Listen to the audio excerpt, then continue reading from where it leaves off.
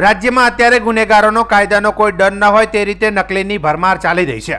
ઠગબાજો નકલી ટોલ નાકા, નકલી કોર્ટ, નકલી સરકારી કચેરીઓ ચલાવીને નકલી સરકારી અધિકારી, નકલી પોલીસ અધિકારી બનીને લોકોના તોડ કરી રહ્યા છે।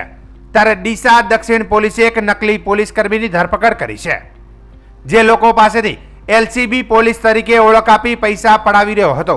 આરોપીનું નામ ડાયાભાઈ અજમલભાઈ ઠાકોર છે અને તે પાલનપુર તાલુકાના ચંડીસર ગામનો રહેવાસી છે। ડાયાભાઈ ઠાકોર બ્લેક કાચવાળી અને નંબર પ્લેટ વગરની સ્વિફ્ટ કાર લઈને ડીસામાં ફરતો હતો અને પોલીસનો રોપ જમાવતો હતો।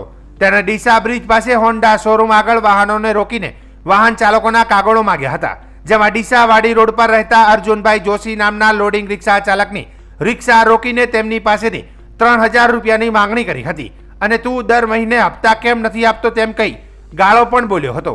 તેણે અર્જુનભાઈ પાસેથી 1000 રૂપિયા પડાવ્યા હતા અને અન્ય એક રિક્ષા ચાલક પાસેથી 2000 રૂપિયા પડાવ્યા હતા। જોકે રિક્ષા ચાલકોને શંકા જતા તેમણે ડીસા દક્ષિણ પીઆઈ વીએમ ચૌધરીને જાણ કરી હતી, જેથી પોલીસે તેને ડીસા ગાયત્રી મંદિર પાસેથી ઝડપી પાડ્યો હતો।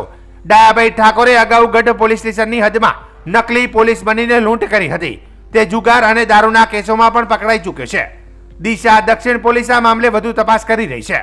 આ બાબતે ડીસા દક્ષિણ પીઆઈ વીએમ ચૌધરીએ જણાવ્યું હતું કે ઝડપાયેલા આરોપીઓની કાર કબજે લેવાઈ છે, તેમજ તેણે પોલીસના નામે અગાઉ કેટલા તોડ કર્યા સહિતની વિગતોની તપાસ હાલ ચાલી રહી છે।